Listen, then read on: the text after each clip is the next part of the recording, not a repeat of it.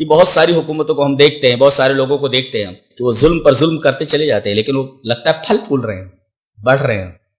ہم یہ دیکھتے ہیں بھائی ایک سود خور ہے، ایک جو کانٹا مارنے والا آدمی ہے، فلاں ہے، حرام خور ہے، حرام کمائی کرنے والا ہے، لیکن بڑھ رہا ہے، ظلم کر رہا ہے، بڑھ رہا ہے، لوگوں کا مال غصب کر لے رہا ہے، دھوکہ دے کر کے حاصل کر لے رہا ہے، لیکن وہ بڑھ رہا ہے.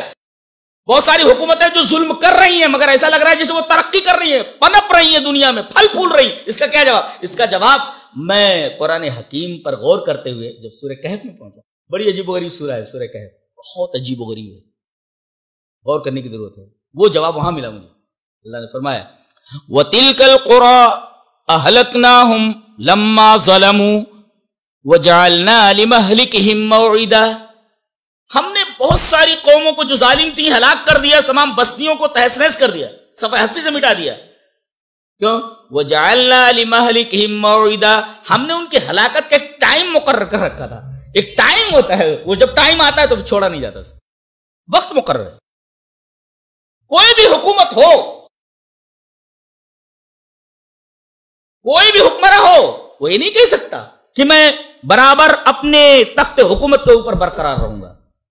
فیصلے اوپر سے ہوتے ہیں. اللہ نے فرمایا ثم جعلناکم خلائف فی الارض من بعدہم لننظر کیف تعملون. ہم تم کو دنیا میں حکمرانی دیتے ہیں، اقتدار دیتے ہیں، ایسے نہیں کہ منمانی کرو، ہم یہ دیکھنے کے لیے دیتے ہیں کہ کیف تعملون، تم کرتے کیا ہو، کرتے کیا ہوگا. مطلب کیونکہ اس کا تعلق حکمرانوں سے، لہذا تعملون کا مطلب یہ ہوگا کہ تم عدل کرتے ہو کہ ظلم کرتے ہو، یہ مطلب ہوا. ثم جعلناکم خلائف فی الارض من بعدہم لننظر کیف تعملون. ہم یہ دیکھنا چاہتے ہیں کہ تم عمل کیسے کرتے ہو. کوئی بھی حکومت ہو، چاہے مسلم حکومت ہو تو چاہے کافر، اگر وہ ظلم کرتی ہے تو مٹا دیا جاتا ہے اس کو صفحہ ہستی سے. وہ یاد رکھے، وہ اسے بچنا نہیں.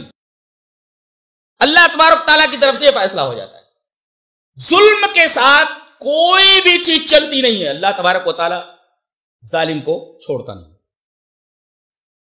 اچھا، مظلوم بھی یہ نہ سمجھے کہ اللہ میری نہیں سننا ہے. اللہ اکبر. ایک حدیث پاک دیکھیں کتنی پیاری حدیث ہے. حدیث اس طرح وان ابی ہریرہ رضی اللہ تعالیٰ عنہ قال قال رسول اللہ صلی اللہ علیہ وسلم ثلاثة لا ترد دعوتهم الصائم حتى يفطر والامام العادل ودعوة المظلوم يرفعها الله فوق الغمام ويفتح لها ابواب السماء ويقول الرب وعزتي لانصرنك ولو بعد حين. رواہ الترمذی فی کتاب الدعوات. حضرت امام ترمذی رحمہ اللہ اس حدیث کو ایسے کتاب الدعوات کے اندر لائے. راوی حضرت ابو ہریرہ ہیں. حضرت ابو ہریرہ فرماتے ہیں کہ نبی اکرم صلی اللہ علیہ وسلم نے ارشاد فرمایا کہ 3 آدمی کی دعا کبھی رد نہیں کی جاتی. 3 آدمیوں کی دعا کبھی رد نہیں کی جاتی.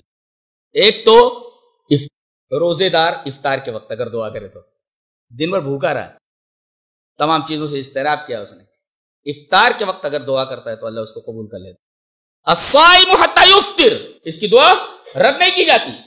اور دوسرے والامام العادل، عدل کرنے والا حکمراں، اس کی دعا قبول کر لی جاتی ہے. اور تیسرے ودعوت المظلوم، مظلوم کی دعا. یہ نہیں سمجھے کہ ہم اس کے اوپر ظلم کر رہے ہیں تو اس کا کوئی دیکھنے والا، اس کا کوئی پرسان حال نہیں ہے. اس کا پرسان حال ہے اللہ تبارک و تعالیٰ. ودعوت المظلوم، مظلوم کے ہاتھ اٹھ گئے تو ظالم کا تباہ ہونا، ہلاک ہونا مقدر ہے. ودعوت المظلوم کیا ہوتا ہے؟ یرفعہ اللہ فوق الغمام. وہ جب دعا کرتا ہے تو اللہ اسے بدلیوں کے اوپر اٹھا لیتا ہے. ویفتح لہ ابواب السماء، اس کے لیے آسمان کے دروازے کھول دیتا ہے، ڈائریکٹ عرش سے ٹکراتی ہے اس کی آنکھ. اللہ.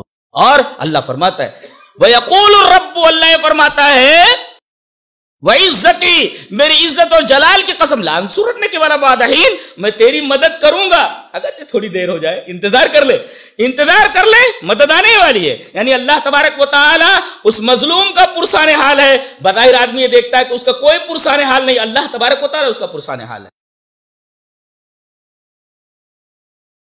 اور سورہ ابراہیم کا جب مطالعہ کریں گے آپ، اس میں ایک آیت آپ کو نظر آئے گی، بڑی پیاری آیت ہے. اللہ نے فرمایا فلا تحسبن اللہ غافلا عما يعمل الظالمون، ظالم یہ گمان نہ کریں. فلا تحسبن اللہ غافلا عما يعمل الظالمون، جو ظالم عمل کر رہے ہیں، جو کام کر رہے ہیں، ظلم کر رہے ہیں، وہ یہ نہ سمجھیں کہ اللہ ان کی ان حرکتوں سے غافل ہے. اللہ کی نگاہ میں ظالم، تمام ظالمین